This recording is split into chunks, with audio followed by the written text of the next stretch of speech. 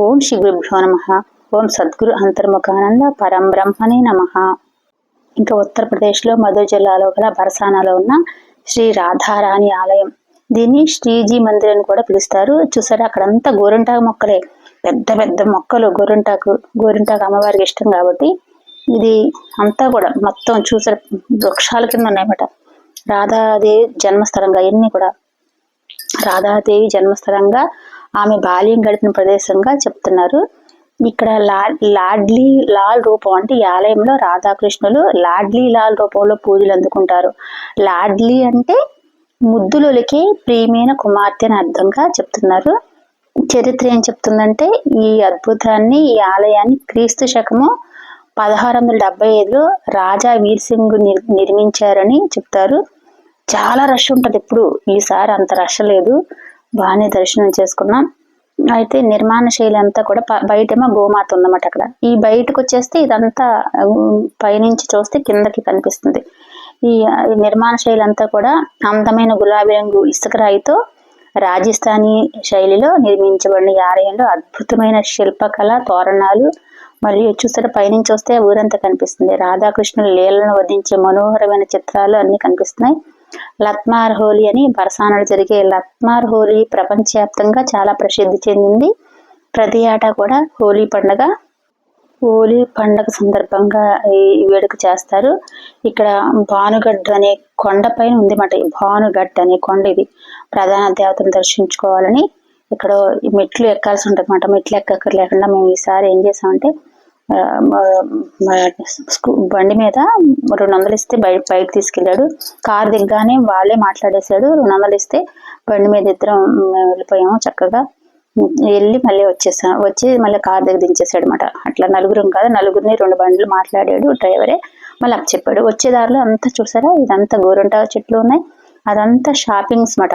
ఇక్కడి నుంచి లోపలికి కొంచెం అటు ఇలా దారి పొడుగుతూ నడుచుకుంటూ తర్వాత పక్కకి వెళ్తే అక్కడ బ్రహ్మదేవుడు పరంపర దేవాలయం ఉంది, అది కూడా చూద్దాం.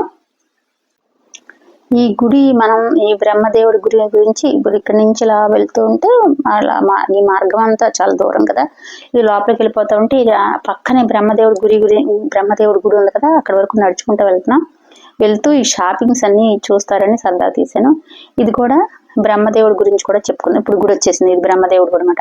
ఈ ఉత్తరప్రదేశ్లోనే మధుర జిల్లా బరసానాలో ఉన్న శ్రీ రాధారాణి ఆలయం పక్కనే ఈ బ్రహ్మదేవునికి ప్రత్యేక స్థానం గుడి ఉందన్నమాట.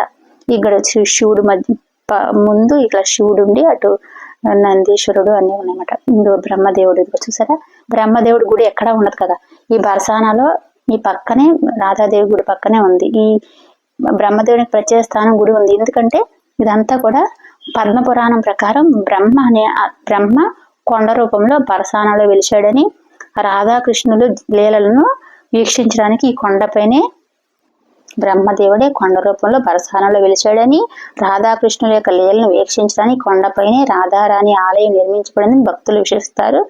అట్లాగే ఈ విశిష్టత ఏంటంటే, ఇక్కడ కొండ రూపుడైన బ్రహ్మ సత్యయుగం చివరిలో బ్రహ్మదేవుడు శ్రీకృష్ణుడిని కఠినమైన తపస్సుతో ప్రసన్నం చేసుకున్నాడని, అప్పుడు సత్యయుగం చివరిలో బ్రహ్మదేవుడు శ్రీకృష్ణుడిని కఠినమైన తపస్సుతో ప్రసన్నం చేసుకున్నప్పుడు శ్రీహరి బ్రహ్మతో, నువ్వు వృషభానుపురానికి అంటే బరసానాకి వెళ్ళి అక్కడ ఒక కొండలాగా రూపాంతరం చెందు, ఆ రూపంలో మీరు మా దివ్య లీలలన్నింటినీ కూడా చూడగలరని అనుగ్రహించాడనమాట. అందుకని కొండ రూపంలో బ్రహ్మదేవుడు అక్కడ వెలిసాడనమాట.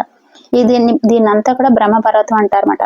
ఈ బరసానాలోని భానుగర్ కొండను ఈ బ్రహ్మ పర్వతం అని పిలుస్తారు. ఈ పర్వతం పై భాగంలోనే ఈ రాధారాణి లాడ్లీ లాల్ ఆలయం కూడా చెప్పుకున్నాం కదా. లీలలకు సాక్షి రాధాకృష్ణులు జరిపిన లీలలో దానలీల, మానలీల, మరలా ఒకసారి దానలీల, మానలీల, విలాసలీల, ఇటువంటి లీలలన్నీ కూడా ఈ కొండలపై జరిగాయని, తద్వారా బ్రహ్మదేవుడు కొండ రూపంలో ఆ లీలలన్నీ కూడా నిత్యం సాక్షిగా నిలుస్తాడని నమ్ముతారన్నమాట.